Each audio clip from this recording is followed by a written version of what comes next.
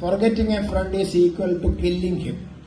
അതായത് ഒരു സുഹൃത്തിനെ നിങ്ങൾ വിസ്മരിച്ചു കഴിഞ്ഞാൽ അയാളെ കൊന്നതിന് തുല്യമാണെന്നാണ് പറയുന്നത്. സത്യം അതല്ലേ?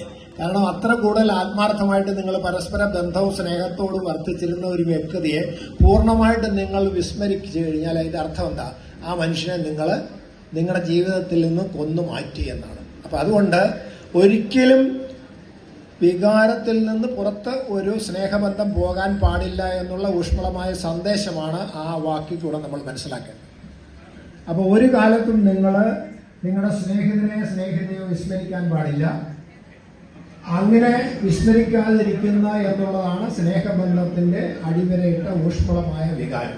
അപ്പൊ അതുകൊണ്ട് തീർച്ചയായിട്ടും ഇങ്ങനെ ഒരു വർഷങ്ങൾക്ക് ശേഷമാണ് ഇങ്ങനെ ഒരു കൂട്ടായ്മ തുടങ്ങുന്നതെങ്കിലും ശരി, നിങ്ങളുടെ വിസ്മരിക്കപ്പെട്ടു പോയി എന്ന് സംശയിച്ചിരിക്കുന്ന സുഹൃത്തുക്കളെ വീണ്ടും ഓർപ്പിക്കുന്ന പുതിയൊരു കാലഘട്ടം വെട്ടിത്തുറന്നു എന്ന് വേണ്ട നമ്മൾ പറയാം.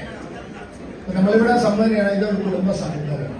പോലീസ് ഉദ്യോഗസ്ഥരെ സംബന്ധിച്ചിടത്തോളം എന്താണ് നമ്മളുടെ സർവീസ് കാലത്ത് നമ്മൾക്ക് അർഹമായ രീതിയിൽ പരിഗണിക്കുന്നതിനും സ്നേഹിക്കുന്നതിനും അവരെ ശുശ്രൂഷിക്കുന്നതിനും അവരോടൊപ്പം ജീവിക്കുന്നതിനുള്ള അവസരങ്ങൾ ഒരുപാട് നിഷേധിക്കപ്പെട്ട ഒരു വിഭാഗമാണ് പോലീസ്.